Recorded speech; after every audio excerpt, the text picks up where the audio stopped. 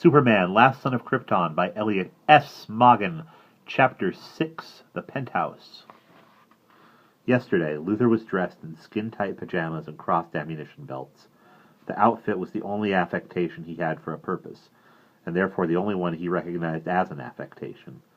The penthouse hideaway 400 feet over the city, the medieval tapestries hanging over the faces of the computers and wall consoles, the Egyptian sarcophagus whose mummy was replaced by a mattress covered with Snoopy sheets and pillowcases, paintings on the wall by Leyendecker, Peake, Frazetta, and Adams weren't affectations, those were matters of taste.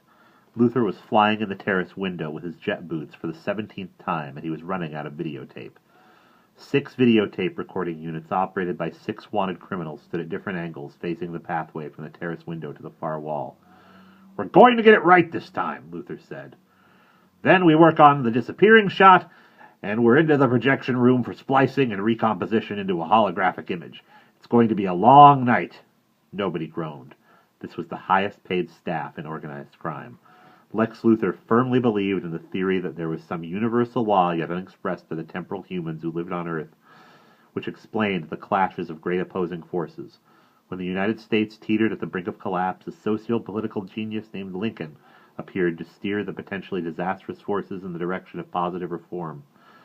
When Caesar began to amass dangerous power, Brutus found the moral strength to stop him.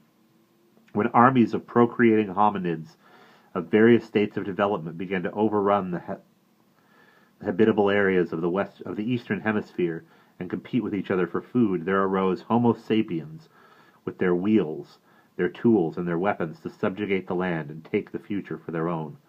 When a superpowered alien brought his hyperactive sense of propriety across the heavens in order to cram it down the gullets of perfectly capable sentient Terrans, there came Luthor, a creative marvel, who alone among the human community was capable of keeping that self-important cape-waving pork face in his place. Luthor saw himself as he saw Lincoln, Brutus, and the inventor of the wheel, to be an integral part of the inexorable eddies and currents of the universe. He was a product of natural law. For every social force, Luthor thought, there was an equal and opposite social force to balance it. Maybe that was the universal law he had in mind. Maybe it was that simple. In one of the hundreds of biographies of the man that Luthor read before he was old enough to balance an oxidation-reduction reaction, he found that Einstein would approach each new problem of physics the same way. Evidently, the old man would sit back in his chair, close his eyes, and ask himself how he would arrange the universe if he were God. When Lex Luthor now asked himself the same question, he came to the inevitable conclusion that his rule about the balancing of social forces was true. Everything is in or approaching a state of equilibrium. There is no good and bad, no right and wrong, no heaven and hell.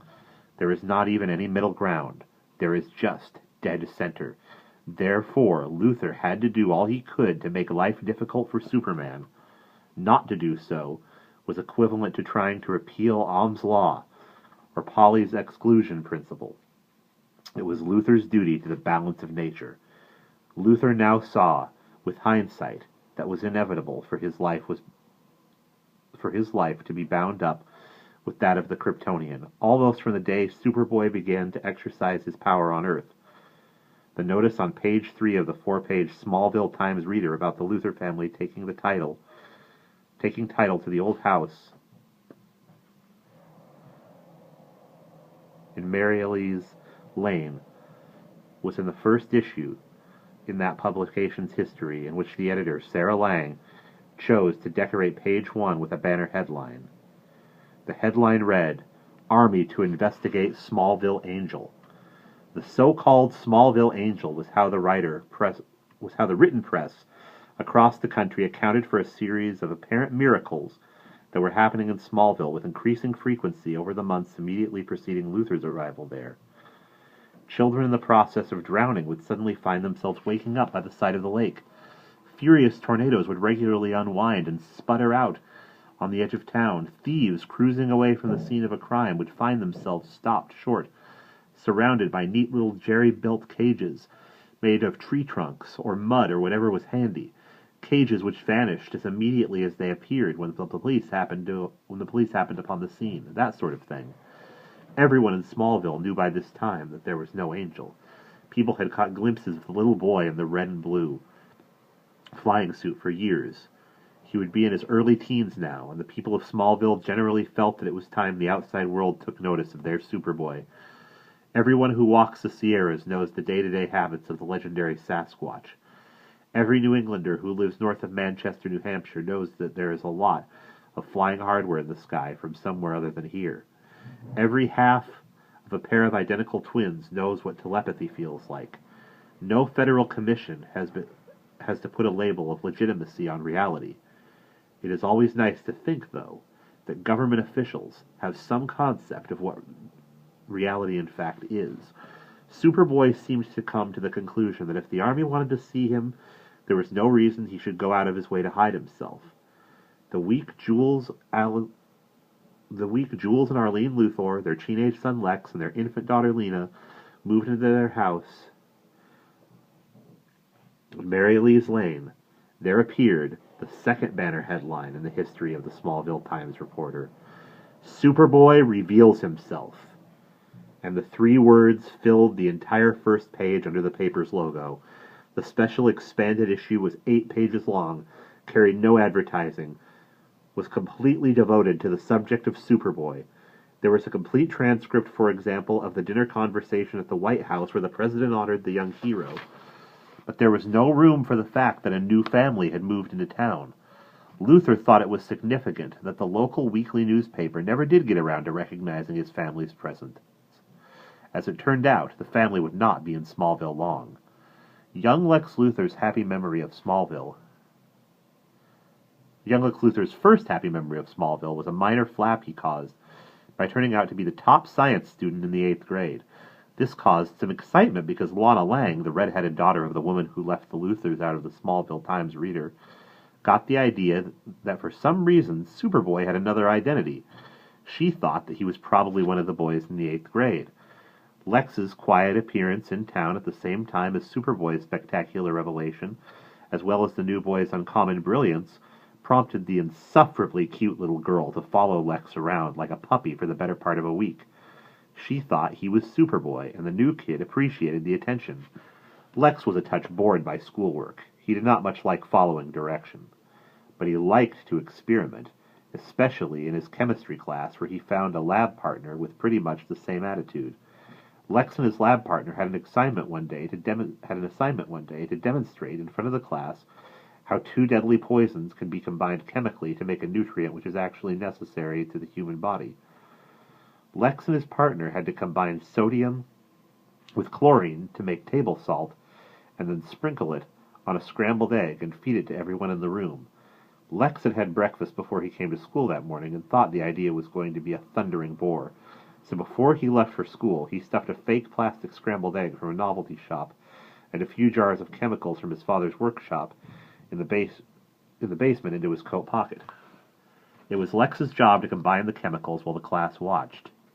His lab partners to scramble and fry 3 eggs over a Bunsen burner in an aluminum camping fry pan. Lex rigged up an inverted cone and clear glass tube over his reaction to distill the salt and keep any excess chlorine from escaping into the room.